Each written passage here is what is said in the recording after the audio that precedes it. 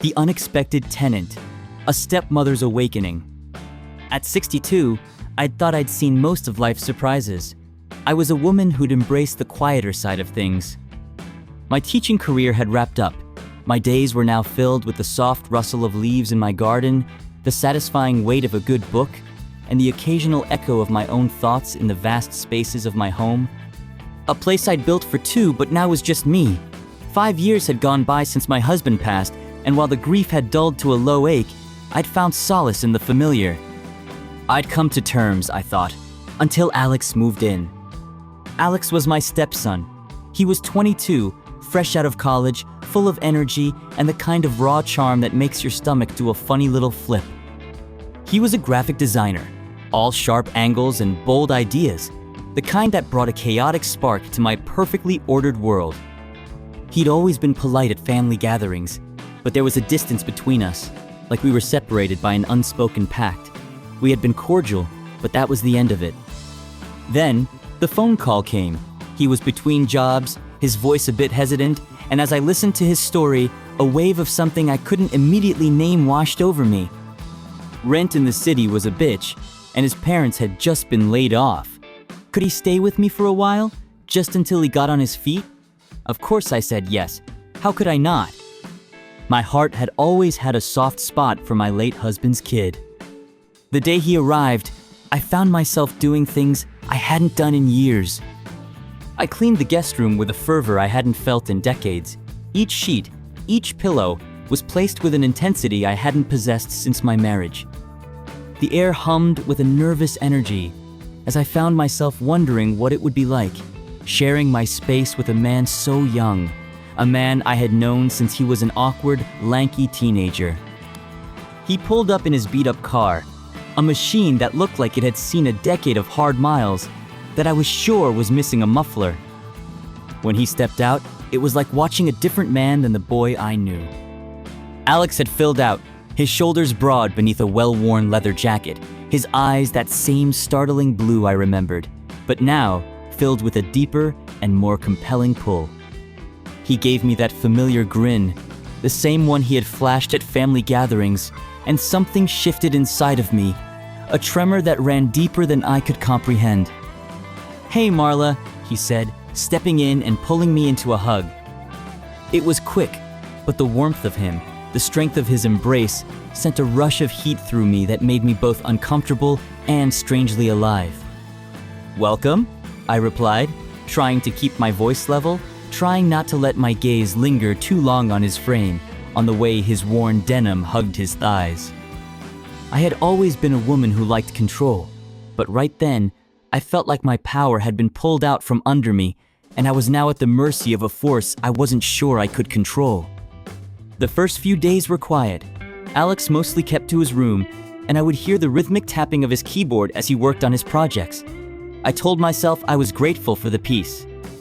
I'd been craving quiet after the chaos of city living. Yet, I found myself looking for him in the house, checking his door, finding excuses to linger near his door. The quiet had become a heavy thing, an invisible barrier between us that was both frustrating and intriguing. I would catch him watching me, and his eyes had the heat of the sun, and I had to look away because the sheer force of them made my knees tremble. One night, a storm rolled in, the wind whistling like a lost soul. I found myself watching Alex as he headed to the kitchen. He was all dark angles and hard lines against the soft light, the lines of his muscles visible beneath his thin t-shirt. His presence had a strange pull. "Storm's picking up," I said, my voice softer now, and a strange note of vulnerability laced the words. He paused, his eyes locking on mine, holding a depth that was both unsettling and intoxicating. It was like the storm outside had a counterpart inside, and I was teetering on the precipice of something dangerous. "It is," he responded, a hint of something husky in his voice, a spark in his eyes that made me breath in sharply. And there it was, the feeling that had been simmering beneath the surface of our quiet routine, and the moment I knew that a quiet life would no longer do. In the following days, an undercurrent flowed through my house. We danced around each other like two animals sensing a shift in the tide, circling each other with a careful awareness. Our conversations stretched longer, and sometimes they grew quiet, and I would see the same longing mirrored in Alex's eyes. We started sharing more, revealing parts of ourselves I hadn't thought I could show again. He told me how he struggled with expectations and his desire to prove himself to his father.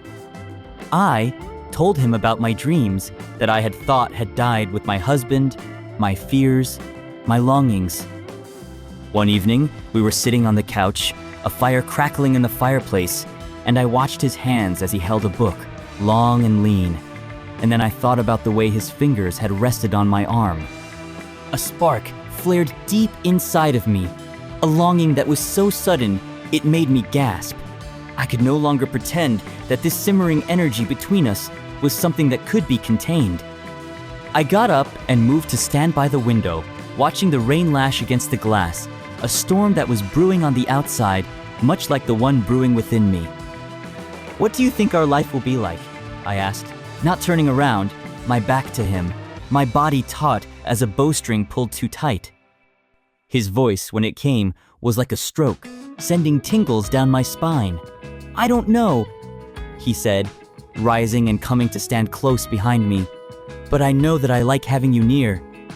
His hand reached for mine, and his fingers laced with mine. It was the softest caress, the most sensual of touches.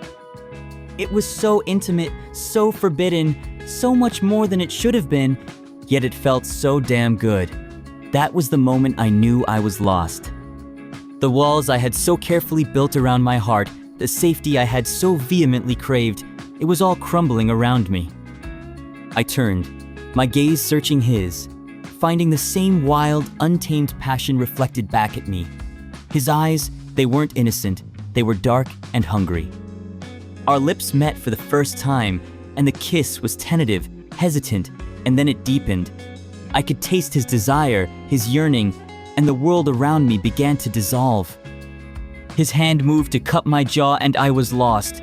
Every single sensation hit me with full force, the press of his lips, his heat, and the smell of him, a blend of sandalwood and citrus. I was no longer Marla, the composed widow. I was a woman who was finally awake, and the touch of this younger man was making every cell in my body feel like it was burning from within. That night, we crossed a line that we both knew we could never uncross, and when the dawn finally broke, painting the sky with soft, hopeful light, I found myself lying in his arms. It had all happened so fast. It had all been so unexpected, and for a moment, a shiver of doubt went through me. Had I been wrong? What would people think? What had I done? I began, and his lips brushed against mine. "What happens now?" He smiled, a slow, sensual curve that sent shivers rippling over my skin. "We do what feels right." The days that followed had a different rhythm. Our interactions were charged now, every touch, every glance loaded with meaning. We could no longer pretend that this was just a temporary arrangement, that we were just strangers thrown together by circumstance. We shared stolen kisses in the kitchen, lingering glances that spoke volumes. The house pulsed with an energy that was as exciting as it was terrifying.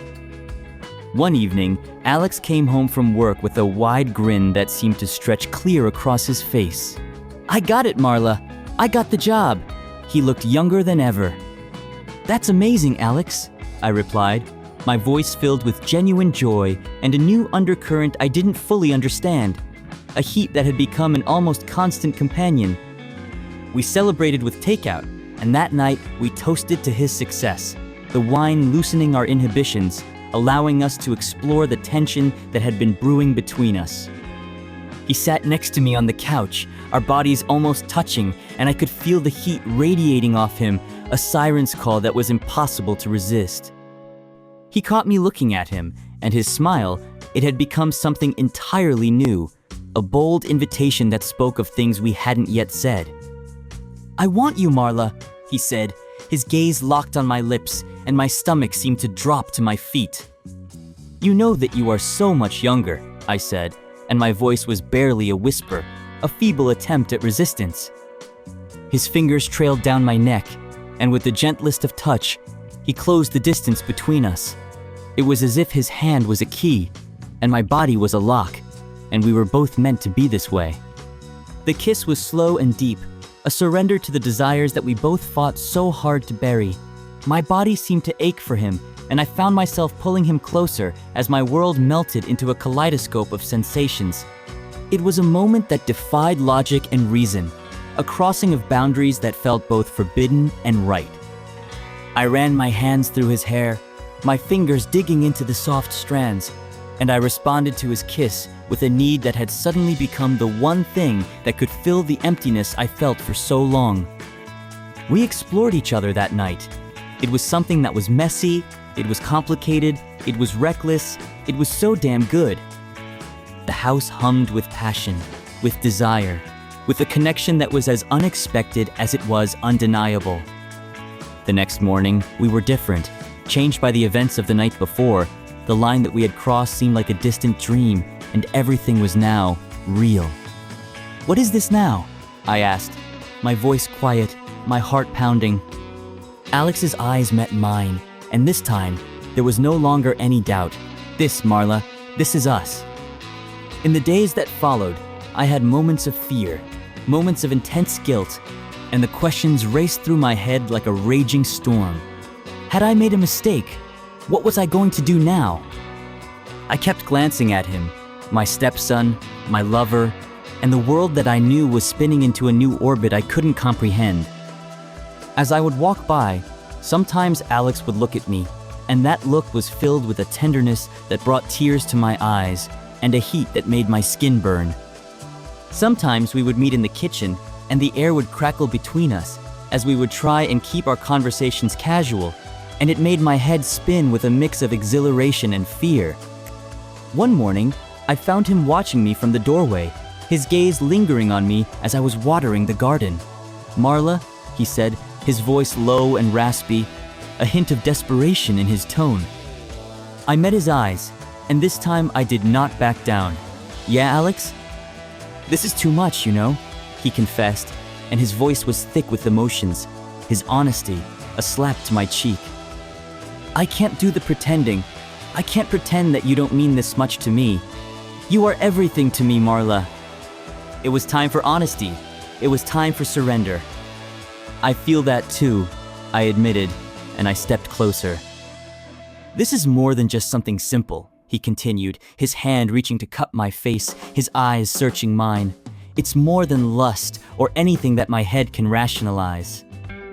"I know, Alex," I replied, my body trembling as I took his hand, holding it between both of mine. "I know." His lips came down on mine, and all the resistance melted away. It was a kiss that sealed our fate, and for that instant, I was no longer a woman of a certain age. I was just a woman falling, surrendering to something that was bigger than myself, deeper than I could explore.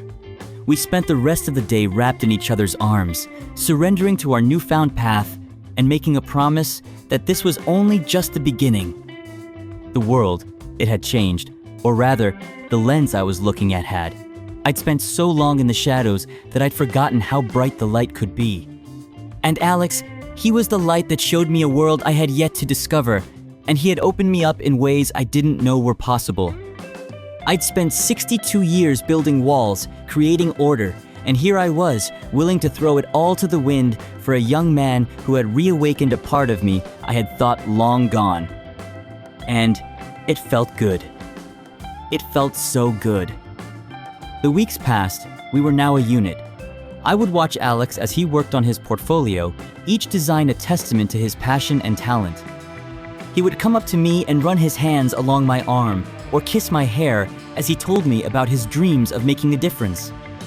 We would sit by the fire at night, and I would listen to his stories about college and his plans for the future, and he would listen to me as I shared my wisdom, the things I had learned along the way. He would tell me my laugh was the most beautiful thing he had ever heard, and that his mind went wild whenever he caught me looking at him. We were an unconventional match, a couple whose connection would defy logic, and we were both willing to be lost in it.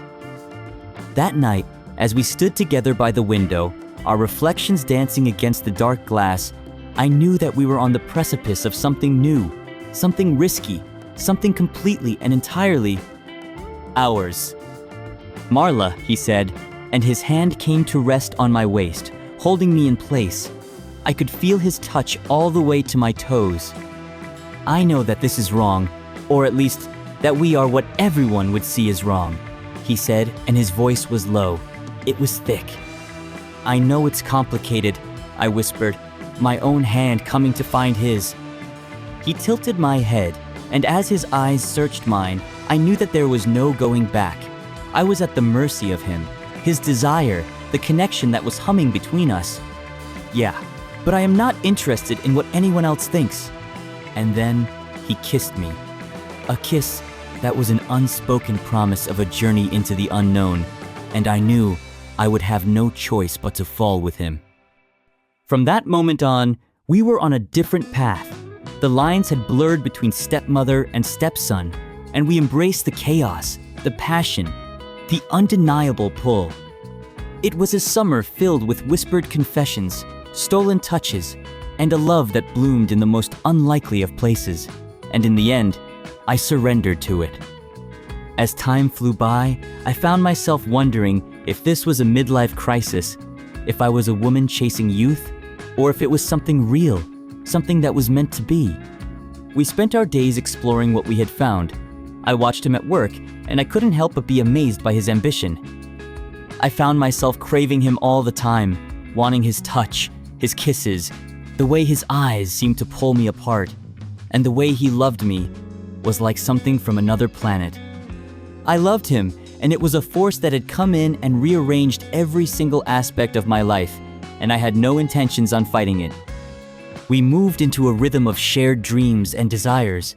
The old house had become our haven, a world where our love knew no boundaries.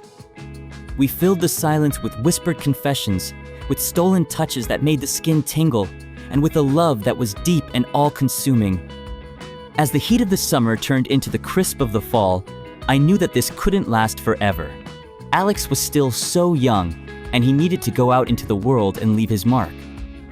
I wondered how long before he wanted someone closer to his age, a woman who didn't have so many years and a lifetime of experiences. One night, he came to me, and he was raw and vulnerable. "I have to say it," he confessed, his eyes, the color of the sky on the clearest day. He took my hands into his. "I love you, Marla." "I love you too, Alex," I replied.